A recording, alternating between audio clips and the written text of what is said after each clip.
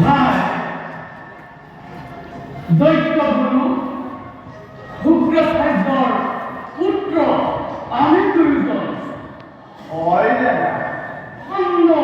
আর অনর্থনে জানে কত হয় দাদা কিন্তু ভাই দাদা এই কথায় মোৰ মন একেবাৰে উতোৱা কৰি পেলাইছে কি কথা জানানে তুমি দৈত্যৰাজ মানে দৈত্যৰাজ তিনিটা কথা কয় দৈত্য জীৱনবিলাক সেই শিশুবিলাকক ব্ৰাহ্মণৰ শাস্ত্ৰত দেখুৱাই পাৰ্গত কৰিবলৈ কৈছে কিন্তু মোৰ ঘৰত ভাই মোৰ ভয় বুকু কঁপি উঠিছে কিবা কাৰণত যদি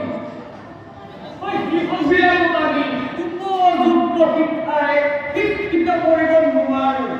দৈত্যৰাজৰ আমাক সুদাই মানে দাদা